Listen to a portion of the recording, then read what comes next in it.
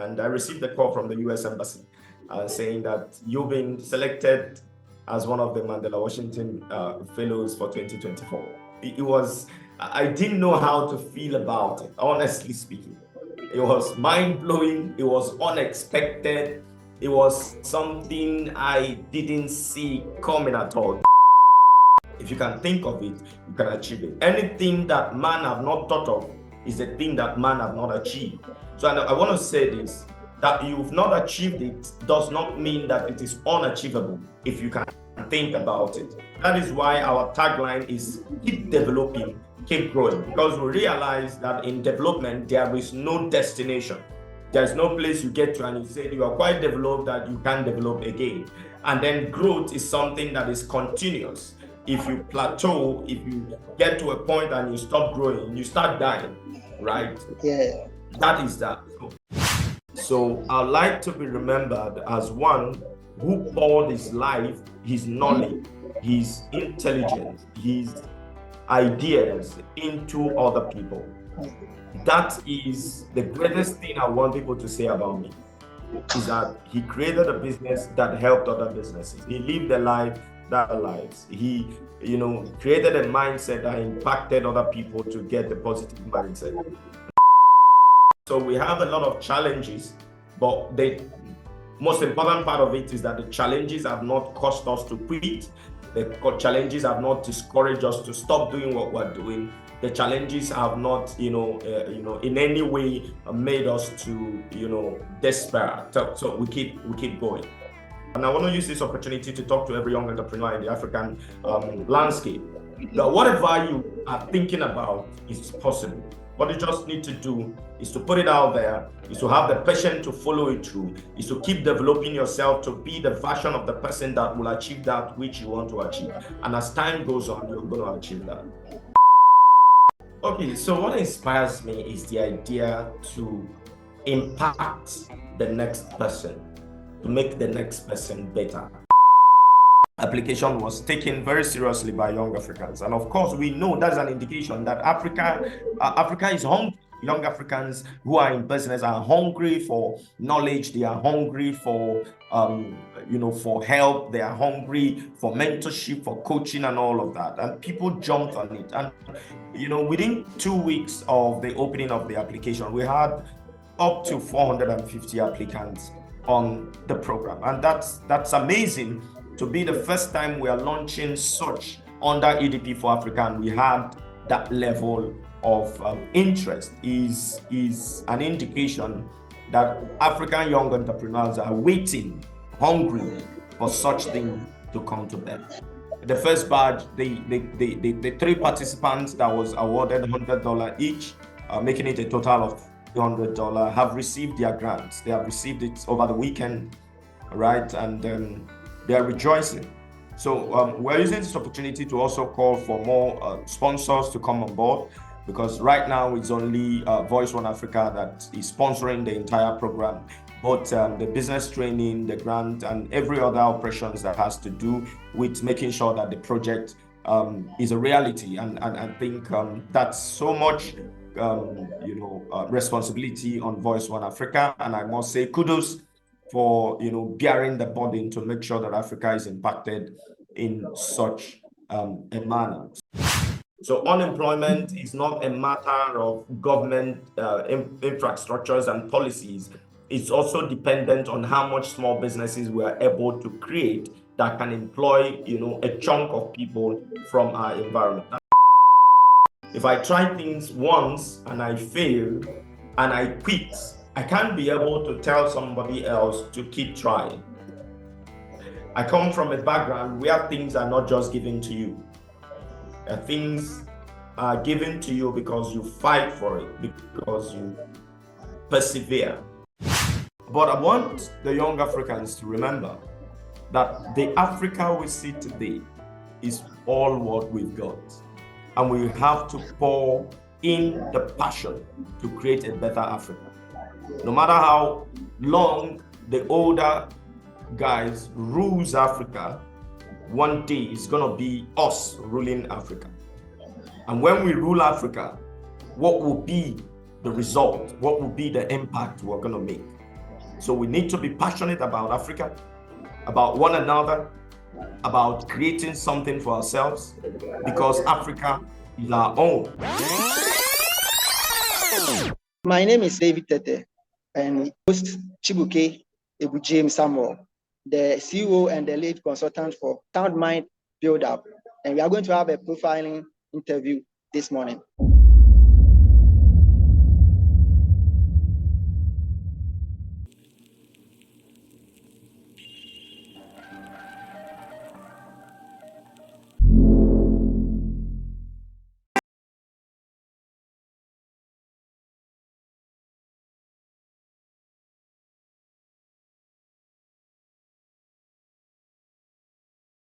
You are welcome. Thank you so much. Thank you, David.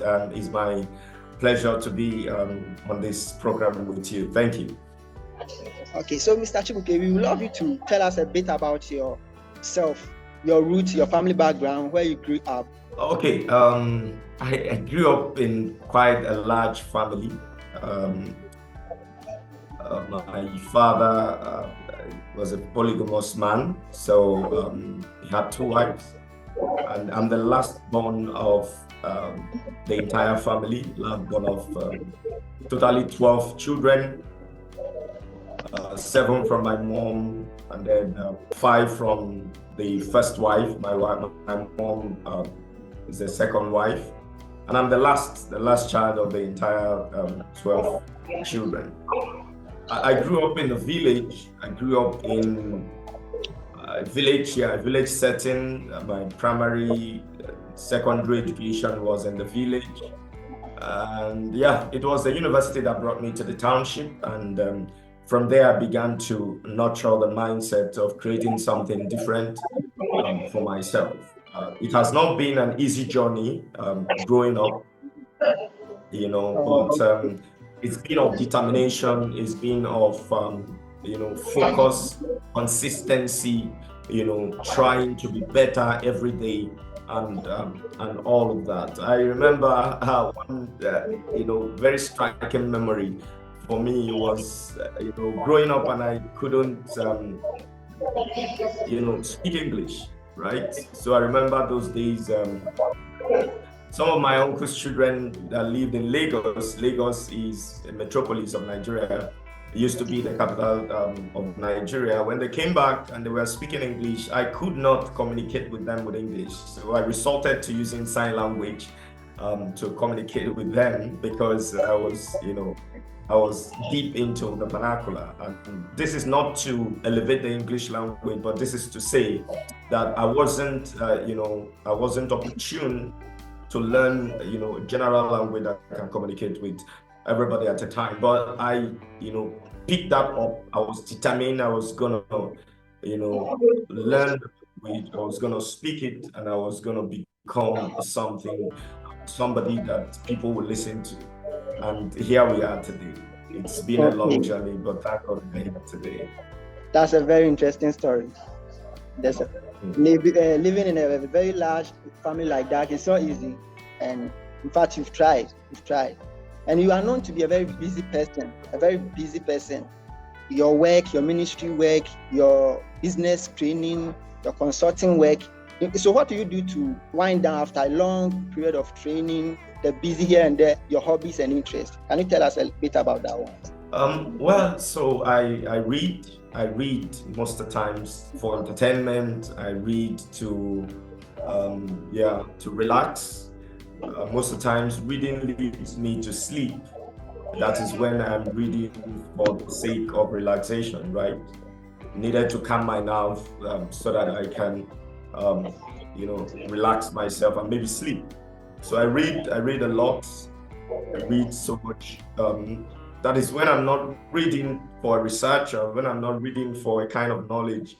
I'm just reading to calm myself.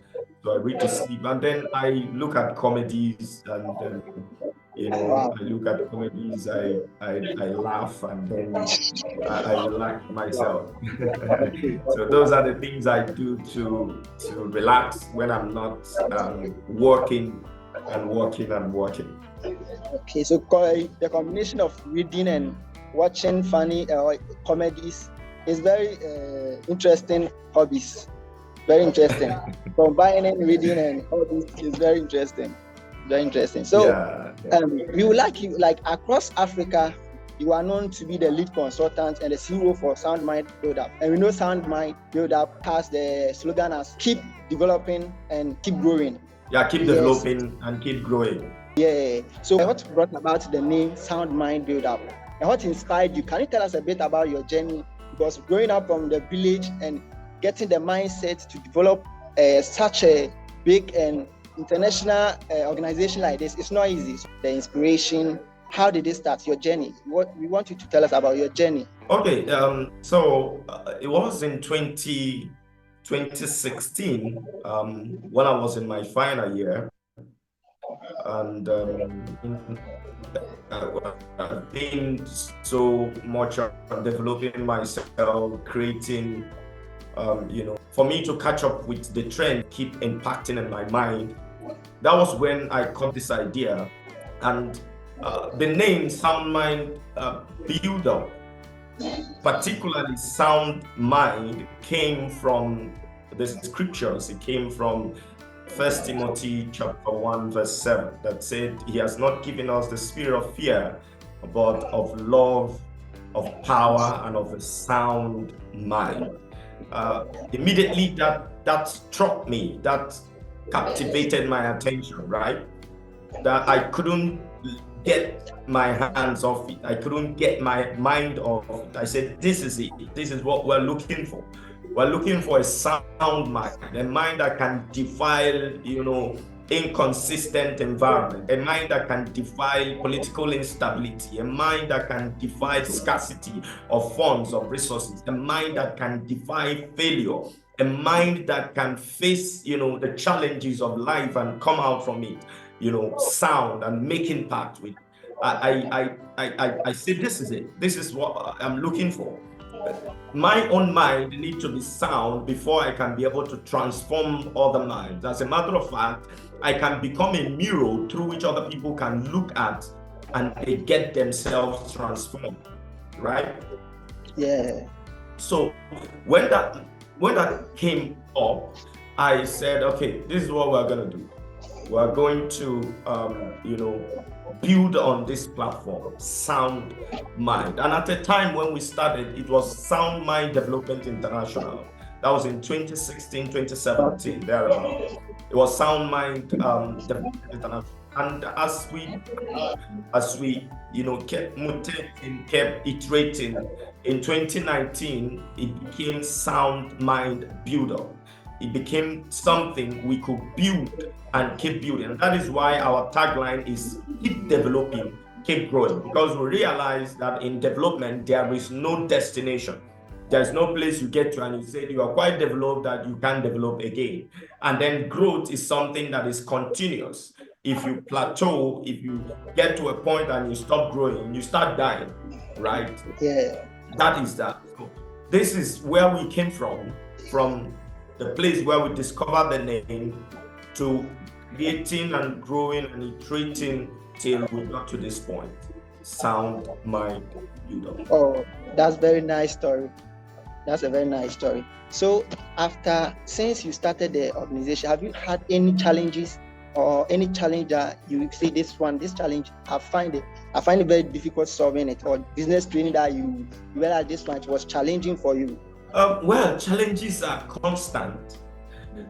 For a business person, a young entrepreneur, a young person in Africa who have not encountered a problem or a challenge is probably not in Africa, not even living at all, because even in Europe and America and even in China, there are challenges. So I say there's been challenges, but it has not deterred us. It has not discouraged us.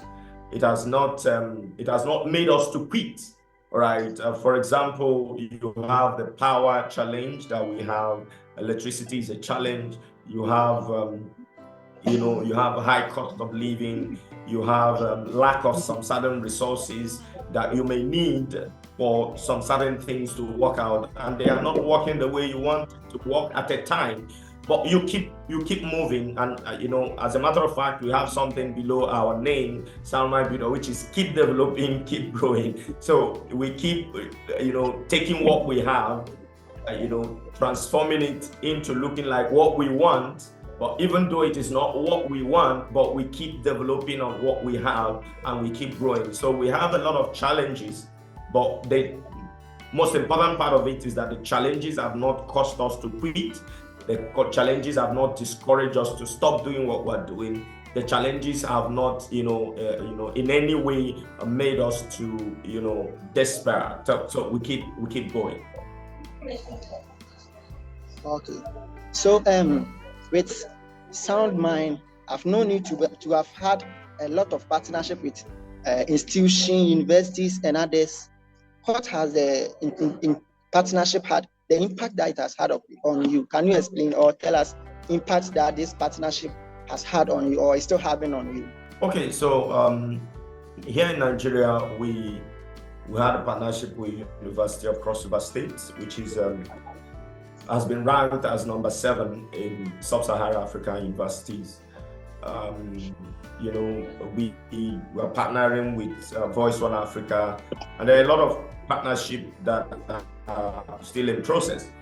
So what it does is that it gives you a possibility mindset. It means that these things are possible, these things are doable, right? These things are achievable. That whatever you are doing, at what level you are doing it, you can do better than that. You can move to the next level, right? Okay. So the impact it has had on me is to increase my possibility mindset. That, hey, this thing can be done.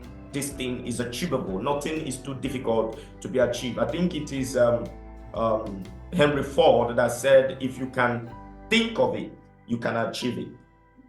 If you can think of it, you can achieve it. Anything that man have not thought of is a thing that man have not achieved. So I want to say this, that you've not achieved it does not mean that it is unachievable if you can think about it. So when I sat down and I thought about it many years ago, and I said, we're going to do some partnership in the world, and we're going to do this, we're going to do that. At that time, it was like a dream, right? It was very far ahead of us.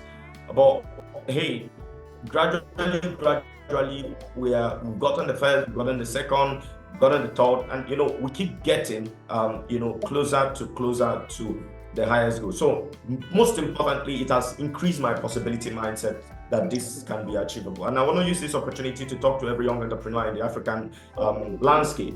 That whatever you are thinking about is possible. What you just need to do is to put it out there, is to have the passion to follow it through, is to keep developing yourself to be the version of the person that will achieve that which you want to achieve. And as time goes on, you're going to achieve that. That's very good impact. And it's very good. Okay, so, but actually, I personally, I got to know you through the partnership with Voice One Africa, the EDP for Africa program that just happened recently. Okay. And it covered, the first cohort covered about 450 participants. So I got to know you through the EDP for Africa program. Can you please tell us a little bit about that EDP for Africa program, how it happened, how did it come about? Okay, so I think that was in 2022 when I was speaking with the founder of Voice One Africa, Mr. Joe. He is my good friend, and we're having a discussion. I think 2022, we're having a discussion, and he brought it up. I said there's something that we can do for young African entrepreneurs all over Africa, all right, to be able to grow, to give them some impact and all of that. And I said, yes, why not? We can do that. And we began to work on that. And so I was thinking, what are we going to call this? What's it going to become? All right, because I'm such a person that once we start building on something, I begin to look ahead of that. I begin to look at sustainability. I begin to look at identity for that same thing. And that was when I realized, if we're talking about entrepreneurship and we're talking about the African landscape, it can become entrepreneurship development for Africa. And that is how the name EDP for Africa came to be. All right. Said, we've got it. The name is going to be Entrepreneurship Development Program for Africa. That is EDP for Africa, right? So I think that is the betting of the program. That was where it started, all right? And we did some little things then, and the year ended. And all through last year, 2023, we were thinking on the next thing, the next level of the program. And that was when we betted the grant development program that we offered. We started offering in January, right? And then we got to the next level that grant has to be given to young entrepreneurs in Africa. And of course, we saw it through. And when the application came out, we were marveled at the rate at which, application was taken very seriously by young Africans. And of course, we know that's an indication that Africa is hungry. Young Africans who are in business are hungry for knowledge. They are hungry for, for help. They are hungry for mentorship, for coaching and all of that. And people jumped on it. And, within 2 weeks of the opening of the application, we had up to 450 applicants on the program. And that's amazing. To be the first time we are launching such under EDP for Africa, and we had that level of interest is an indication that African young entrepreneurs are waiting, hungry for such things to come to them. That's interesting. And in fact, that program, it was marvelous, because I realized first time starting something and having participants over 450, it's very great beginning. And we would love to encounter or experience more EDP. So, would there be any more EDP for Africa program, or was it a one-time program? Or okay, so would there be more? Yeah. So we have a sustainability plan for that. As a matter of fact, the idea is to have at least 4 batches a year. 4 batches a year, right? So as I'm talking to you now, we are on the road to launching the second batch of the program, having concluded the first batch. And the first batch, the 3 participants that was awarded $100 each, making it a total of $200, have received their grants. They have received it over the weekend, right? And they are rejoicing. So we're using this opportunity to also call for more sponsors to come on board, because right now it's only Voice One Africa that is sponsoring the entire program. But the business training, the grant, and every other operations that has to do with making sure that the project is a reality. And I think that's so much responsibility on Voice One Africa. And I must say kudos for bearing the burden to make sure that Africa is impacted in such a manner. So we're going to have more of them. As a matter of fact, this week we're going to launch the second batch application process, which we start with immediately in August. We're going to launch a new one in September. So we're going to see if we can cover up to 3 batches this year. So subsequently, we're going to have every quarter of the year, we're going to have a batch of EDP for Africa, and we're going to be going like that. So it's something we're building on a sustainable platform. That's great. And I hope our youth of Africa, we are ready to enjoy the EDP for Africa. We expect more from Foundminer, BuildUp, and Voice One Africa. So since I got to know you through the EDP for Africa, I started following you, your program, that TV program that you've been hosting every Saturday. I've been following you since. Okay. So I got to know that you've been nominated as a candidate or a member for the Mandela Washington 2024, Fellowship 2024, that's yet to come on. Yeah. Will you tell us about how do you feel about the nomination? Because it's not easy to be nominated to be part of the Mandela Washington Fellowship. So how do you feel about the nomination, and when is this happening? Oh, okay. So it's very interesting. It's very, very important I make this known, right? Mandela Washington Fellowship was something I applied for sometime in 2019, and I was denied. I would say I was rejected for that, right? But I kept on trying. I kept on applying. So last year I applied, and I was thinking, let me apply, let me see how it goes again. And I was surprised I was called for the interview. And then surprisingly, the interview mail, I wasn't able to see it on time. So it was the morning of the interview that I got a text message on my phone that I'm going to have an interview in the next 15 minutes online. I should be ready for that. I was surprised. How can I be invited for an interview and I didn't know? So I quickly went to my mail and I saw the mail has been sent for 7 days ago, right? So apparently there was a lot of mails coming in and I couldn't spot that. So I just got ready, set up, and then the interview happened. We had the interview and it ended. So in March, I came back from a journey and I received a call from the US Embassy saying that you've been selected as one of the Mandela Washington Fellows for 2024. I didn't know how to feel about it, honestly speaking. It was mind-blowing, it was unexpected, it was something I didn't see coming at all, David. I kid you not, it was something I didn't see coming, right? So, and I feel very delighted, I feel very, delighted, honestly. I feel honored. I feel honored to be selected. Of course, there are a lot of people who applied the way I applied and who were not taken, perhaps not because they are not qualified, but because there are particular things maybe the Mandela Washington Fellowship organizers are looking at, which I tend to strike that chord, right? So I think it's an indication that what we're doing at Sound Mind BuildUp is really, really getting the attention that is required, right? That we are not joking, we're making impact, we're reaching people, we're helping young Africans to become entrepreneurs, to enhance their entrepreneurship skills, to create more businesses, to create more jobs, right? Because Nigeria, where I come from, has over 33% of unemployment rate according to Statista, right? And that is alarming, right?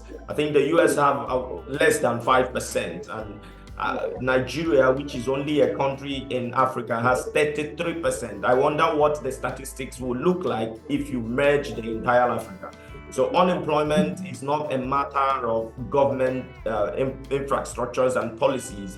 It's also dependent on how much small businesses we are able to create that can employ, a chunk of people from our environment. And that is what we have been doing since we started in 2019, the second phase of Sound Mind BuildUp. And I think that is the recognition that Mandela Washington Fellowship, is looking for, and which I happen to be selected as one of the participants that will be going to the US for the 6 weeks program. So the 6 weeks program is going to start in June. That's when it's going to start, and it's going to end in August, right? But the orientation program is going to start next week. I think by this time next week, we should be on our way to the capital of Nigeria, which is Abuja, for the orientation, so that we can get ready for the US trip. And I think it's happening all over Africa. The capital of every country going to gather their participants for that orientation. So far, it's been a journey, and I'm grateful. I'm really, really grateful for that selection. It's something that is going to open wide my horizon, and I'm expecting to learn more on the business track, which is where I play, to learn more, to upskill myself, to get more connections, to connect more to young Africans doing amazing things in the other part of Africa, and to expand our horizon, bring our minds together to transform the African continent.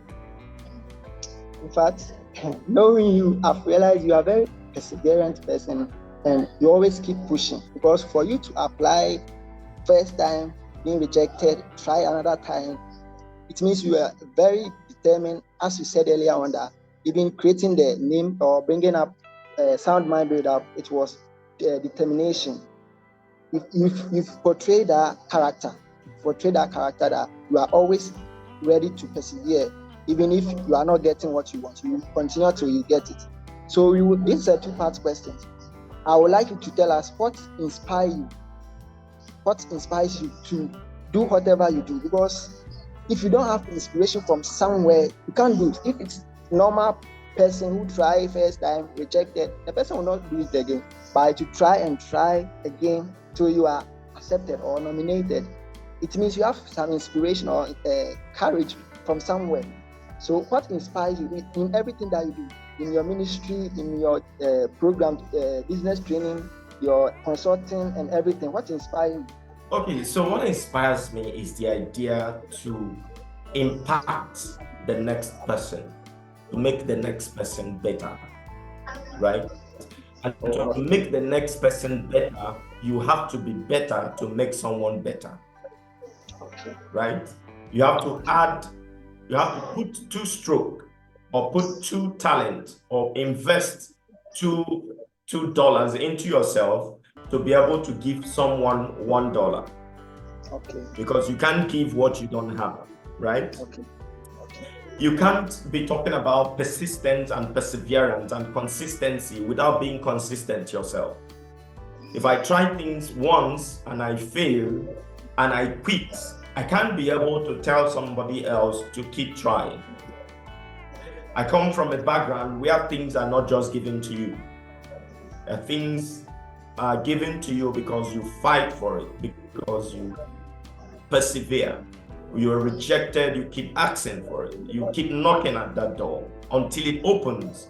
There is not a no for an answer. I've lived like that and I've practiced that as my way of life. So what inspires me is the ability to know that someone can be better through me. And if someone being better is going to come from me, then I have to do everything to put myself into that position that can make someone better. This is the inspiration I wake up with every morning, that every day I have a duty to make someone better. So I have to invest in myself. I have to, keep developing myself. I have to keep equipping myself to be able to impact that one person that requires to get his own, motivation, his own value looking at me. So that one person is my motivation. That is why I wake up every morning. That is why I do everything I do, because I believe my life has the possibility and capacity to impact just one person. And once I have that mindset, I can do whatever it takes to impact that person. And I got my inspiration, I make bold to say it, from Jesus, who is the greatest leader of all time. He lived his life for people. He did not live because he wanted to live. He lived because he wanted to make others better. And that is the footprint I have followed since I met him. Right? In 2008, when I met him, my life has not remained the same. Seeing him as a leader, seeing him as a motivation, seeing him as someone who laid down his life for other people. And I think that is the best way we can live on earth, is to know that we can do something that will impact other people negatively or positively. And that is why you need to choose the positive part, so that other people will get their positivity from your own side. Okay, that's a very great inspiration. It's a very great inspiration. Okay, so we know everyone will cross over to the other side if your time is due. So how would you like to be remembered if you cross over to the other side? Because you are impacting more lives across Africa and the globe. How would you like to be remembered after you've crossed over to the other side? Okay, so it's a difficult question now, David. So I like to be remembered as someone who lived his life to impact others.